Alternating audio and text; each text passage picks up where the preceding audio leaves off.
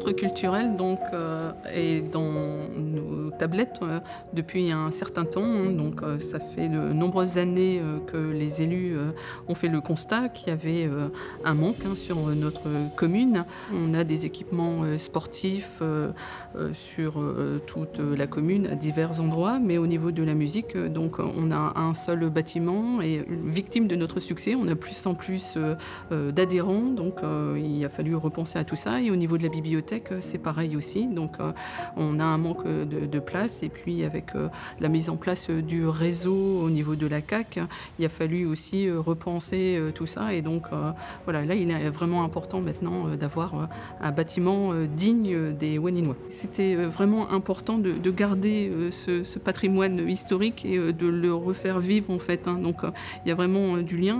Comme je vous le disais, c'était au niveau culturel, au niveau musique avec ces balles. Donc il y a vraiment une poursuite, il y a vraiment une continuité par rapport à ce projet et cette identité forte qu'on a besoin de garder au niveau du patrimoine historique sur la ville.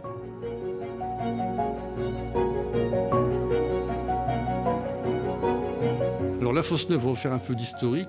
La fosse neuve, c'est l'ancienne fosse numéro 9 des mines de Dourges, tandis qu'ici, on est à la fosse 2 des mines d'Ostricourt. Tout ça a fusionné en 1946 pour former le groupe Douany. Fosse 2, très riche également, parce qu'on a encore le bâtiment avec la machine d'extraction à vapeur, ce qui fait qu'il y a 3 machines d'extraction extraordinaires sur le site de Douany. La fosse 2, c'était un site exceptionnel. C'est la première fosse qui a été modernisée dans le bassin minier Nord-Pas-de-Calais. C'était un site énorme. À l'époque, c'était un des plus gros sites d'Europe. Il y avait environ 2000 personnes qui travaillaient ici. On n'arrive pas à s'imaginer maintenant ce que c'est 2000 personnes qui travaillaient pour faire connaître cette richesse qui se trouve sur Douany. Il faut qu'on prenne conscience de ça. Il y a 270 ans d'histoire d'extraction minière qui se sont déroulées dans cette région. Il ne faut surtout pas qu'on oublie cette mémoire. Comme à la fosse neuve, on a mis le métaphone. On développe une activité sur le site. Ici, on va redévelopper une activité sur le site. Ce genre de bâtiments ont vraiment une importance en fait dans la mémoire des habitants et de voir que ce bâtiment ne va pas être laissé à l'abandon mais qu'il aura encore une autre vie. Ça peut être important pour les habitants qui ont vu ce bâtiment fonctionner. La bibliothèque aujourd'hui, c'est un bâtiment qui fait à peu près 250 mètres carrés. On a presque 20 000 documents. On est à l'étroit au niveau de ces documents. Quand on accueille les classes, on accueille quelquefois les classes en même temps que l'ouverture au public. Donc c'est quelquefois un peu compliqué de mixer les publics. Donc on va avoir des espaces qui vont être beaucoup plus accueillants.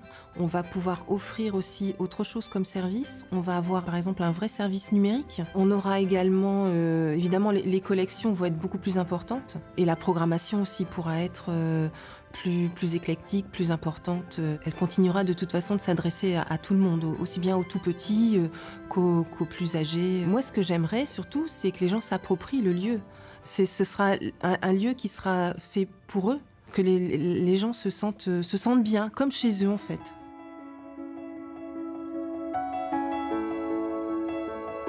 Travailler avec la médiathèque, la bibliothèque, on a fait pas mal d'expériences qui se sont tous bien passées. Réunir en fin de compte la culture sous un même toit, cette alchimie entre ces différentes sources culturelles vont nous permettre de pouvoir proposer plein de projets, pas seulement qu'à nos élèves du conservatoire ou à nos bénéficiaires de la médiathèque, mais en plus de ça, aux habitants de la ville de Douany. Ça va être de meilleurs moyens pour pouvoir enseigner, des moyens sonores, parce que là aujourd'hui, rien n'a été fait au niveau acoustique pour pouvoir donner un cours dans 2 salles différentes.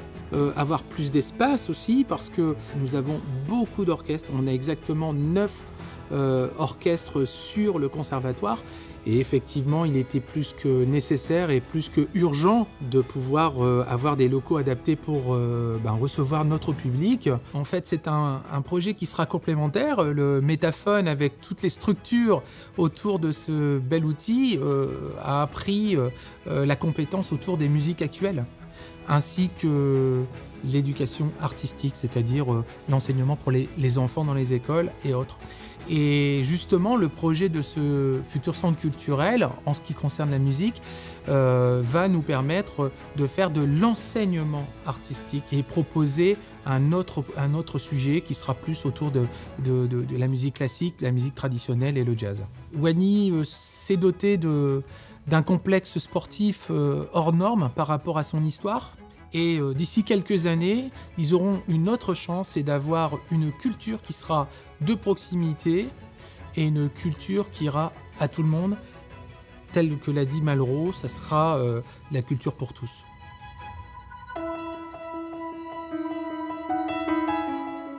On veut vraiment une mixité, c'est pas un bâtiment élitiste, hein. C'est une réelle opportunité, c'est vraiment quelque chose qui a été pensé pour eux, qui est vraiment réservé à toute la population waninoise. Donc c'est vraiment important qu'ils se l'approprient et qu'ils viennent le plus souvent possible dans ce lieu unique.